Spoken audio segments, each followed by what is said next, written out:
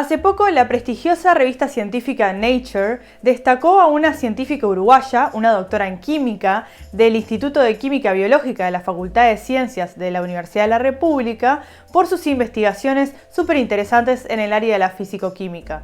Y su trabajo es bien interesante porque ustedes conocen los paneles solares, tienen celdas solares dentro de eso que captan la energía del sol y la transforman en energía eléctrica, y eso se hace con determinados materiales, como por ejemplo hay paneles que son de silicio, pero ella encontró una forma de construir celdas solares a partir de otros elementos como pigmentos sacados de plantas autóctonas del Uruguay. Por ejemplo, menciona el ceibo, la pitanga, también menciona experimentos con algas de la Antártida, que ella también puede extraer ciertos pigmentos de ahí y usarlos en esas celdas. Así que súper interesante lo que hace, y hoy la tenemos acá para que nos explique todo en detalle. Así que bienvenida, Fernanda, es un gusto tenerte acá con nosotros.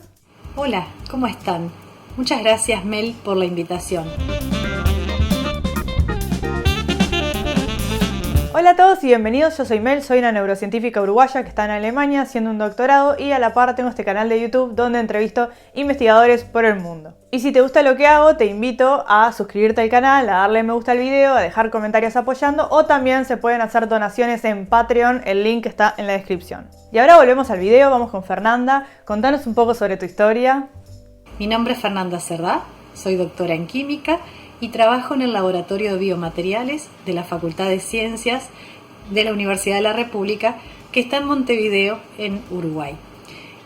Cómo llegué acá fue un camino muy largo que nunca me había proyectado en mi vida. Yo cuando era chica, siempre me gustaron mucho los animales, y cuando era chica yo decía que iba a ser veterinaria.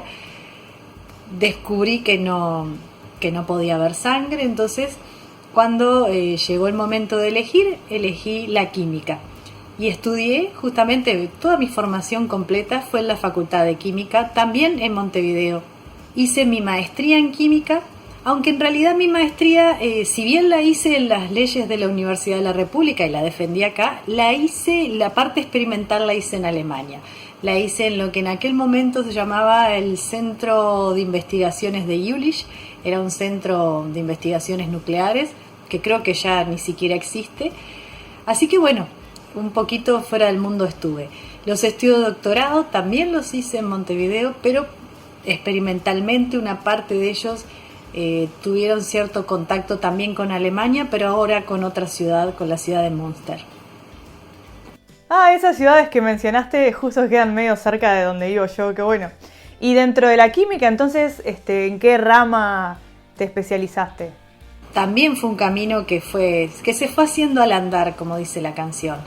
En realidad, cuando estudiaba, me gustó muchísimo en Facultad de Química una materia que es la química inorgánica. Realmente me fascinaba. Tiene mucho que ver con lo que es el armado o el diseño de compuestos químicos que involucran metales y tienen distintas utilidades, distintos usos. En particular, en mi tesis de maestría me enfoqué en lo que era el diseño de esos compuestos químicos que pueden llegar a ser utilizados en lo que se llama la radiofarmacia, lo que es el diagnóstico y el tratamiento usando radioterapia, o sea, usando emisores que pueden ayudar a diagnosticar lesiones, a diagnosticar tumores, y a la vez también por el hecho de ser emisores a ser parte del tratamiento de esos problemas que han sido diagnosticados, sobre todo cuando tienen que ver con crecimientos tumorales.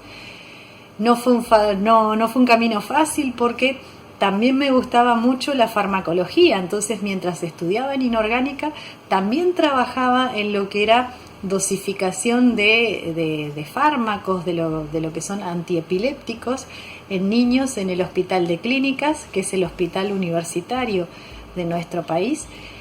Y bueno, llegó un momento que tuve que elegir, o seguía con la parte de farmacología o seguía con la parte de química inorgánica.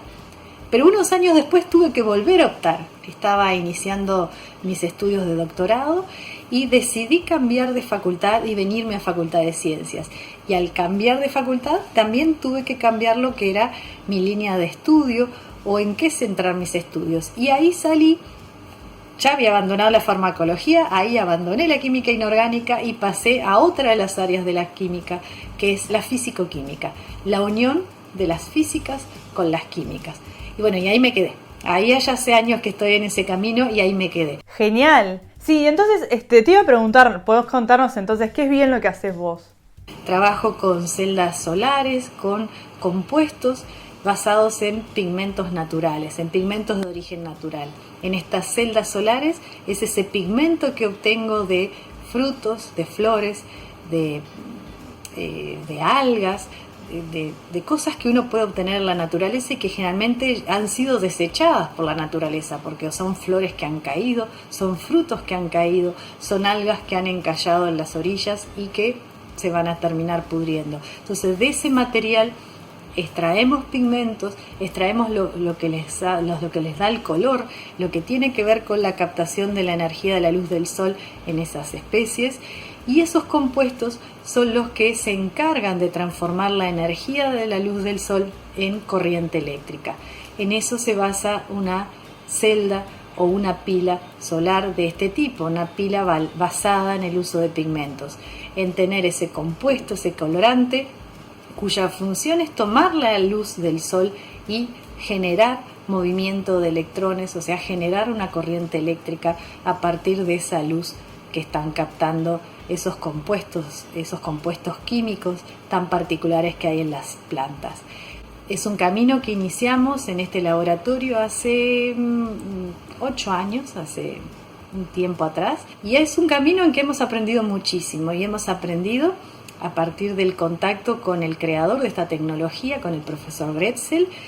El laboratorio Grätzel está en la ciudad de Lausana y tuvimos la suerte de ser recibidos en ese laboratorio y de conocer el laboratorio de fotónica, la Escuela Politécnica de Lausana. Y a partir de eso, a partir de ese cero absoluto, de esa ida al laboratorio de Lausana y en que aprendimos cómo armar estas celdas, nuestro camino hemos ido logrando un camino propio. O sea, en estos compuestos de colores uno puede tomar dos opciones. Uno puede tomar los compuestos de la naturaleza o puede sintetizarlos en la mesada, puede sintetizarlos en el laboratorio. Respecto a los compuestos de la naturaleza, hay un montón que ya han sido explorados, pero no son tan eficientes. Siempre son más eficientes los compuestos que uno diseña pensando en una determinada utilidad. Entonces, lo que ha marcado nuestro camino fue utilizar compuestos que solo se consiguen en nuestro país o que solo se consiguen en el hemisferio sur. En particular hemos sacado los pigmentos de la flor del ceibo y hemos también extraído los pigmentos del fruto de la pitanga. También hemos estudiado algas de la Antártida que hemos obtenido o que hemos recolectado en la base Artigas, que es como una porción de nuestro país, pero a 3.000 kilómetros al sur. ¡Qué fascinante! Me encanta, la verdad está súper genial, súper novedoso. Y para los que no estamos en el tema, ¿no? Explícanos un poco entonces para qué se pueden usar estas celdas, como el valor que tiene tu investigación. El valor de estas investigaciones, bueno, ya sabemos de antemano que son compuestos que van a ser menos eficientes que los que desarrollan en los laboratorios del norte y que los que aplican en determinadas estructuras edilicias del norte. Pero tienen algunos, no sé si decir ventajas, pero tienen algunos aspectos que los diferencian y que les dan un valor, sobre todo un valor muy afectivo y muy relacionado con nuestra identidad.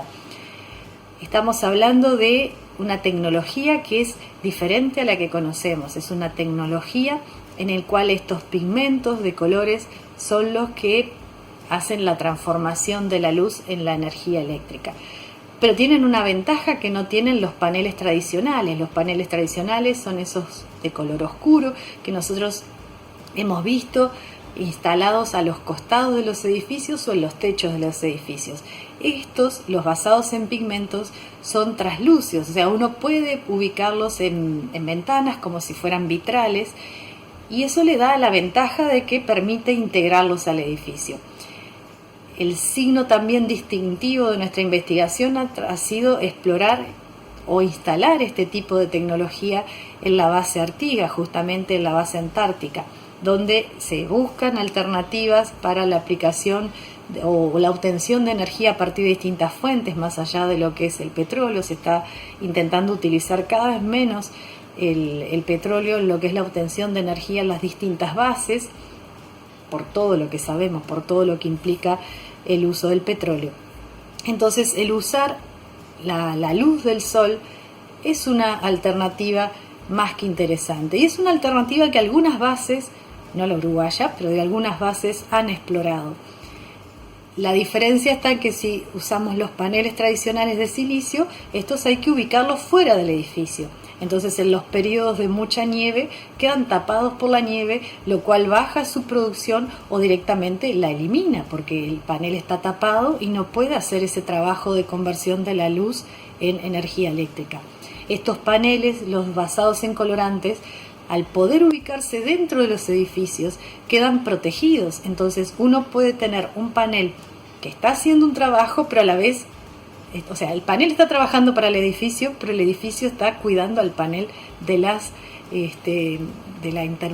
condiciones climáticas tan adversas que hay fuera de ese edificio. Entonces, esto plantea un perfil diferente, una forma de ver este tipo de aplicación de energía que quizás no se haya visto hasta el momento.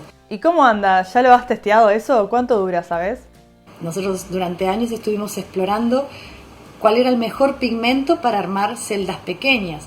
Lo que hicimos hace 2 años fue esas celdas pequeñas con el mejor pigmento que habíamos visto, que es justamente el que viene de las flores del ceibo.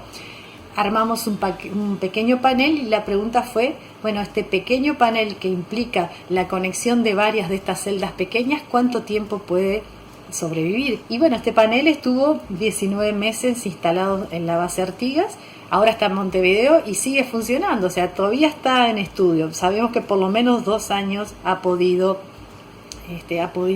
funcionar sin problemas. Y esto yo creo que impacta mucho, porque está mostrando, es una tecnología muy resistida, y esa era también una de las grandes críticas que recibían los proyectos que he presentado. Bueno, pero ¿por qué? Si son tan poco eficientes, la verdad que no vale la pena invertir en ellos. Creo que lo que estamos mostrando entonces es una forma diferente de ver las cosas. Acá estamos hablando de utilizar cosas que normalmente son desechadas. Yo le decía, bueno, las flores cayeron del árbol, usémoslas. Las algas fueron dejadas en la orilla, usémoslas.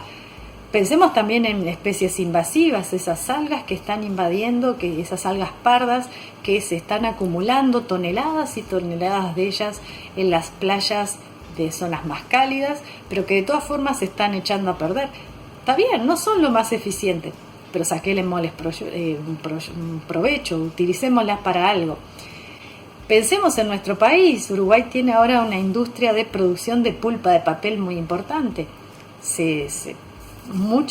Muchísimas cantidades de árboles son talados por año para alimentar esa planta de papel. Bueno, usemos las hojas, usemos la clorofila de las hojas para obtener energía. Estamos de acuerdo que no va a ser lo más eficiente, pero estamos de acuerdo que vamos a darle utilidad a algo que estamos desechando, y con la finalidad de intentar dejar de usar ese petróleo, o por lo menos empezar a usarlo cada vez menos para la producción de energía. Tal cual, si eso está ahí de todos modos, está perfecto pensar en maneras distintas de reutilizar cosas, ya sean desechos nuestros o desechos, como en este caso, bueno, cosas que sucede, que están ahí y que se van acumulando y que podemos encontrarle una funcionalidad. Además, vos venís con esta idea, pero después tal vez otros la siguen y la optimizan, la hacen eficiente, le buscan la vuelta para que sea más eficiente con lo que produce y todo. Entonces, como que eso capaz que se ve después, pero me parece que la idea igual es muy válida. Y ha puesto también otra cosa en juego, ¿no? Han mostrado que no solo los ingenieros pueden llevar a cabo estas investigaciones. Quizás yo no sea tan perfecta, quizás las construcciones que yo haga no sean tan excelentes como las que haría un ingeniero, pero he podido ver el tema desde un punto de vista químico, le he dado un acercamiento al tema desde un punto de vista diferente.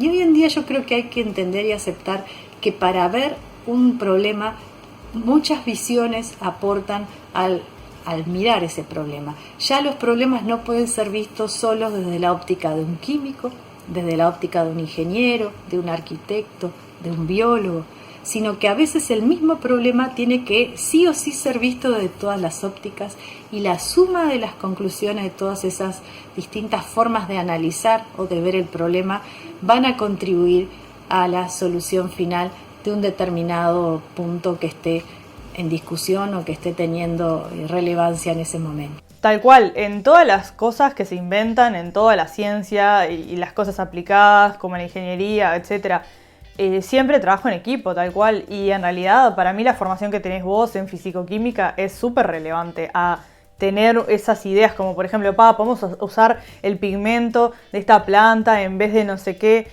Y claro, y capaz que después vienen un grupo de ingenieros y dicen, mirá, ahora que a ella se le ocurrió esto y que hizo estas investigaciones, con esto en realidad yo acá ya veo que puedo diseñar este mecanismo y hacemos esto. O sea, y ahí se va empezando a construir.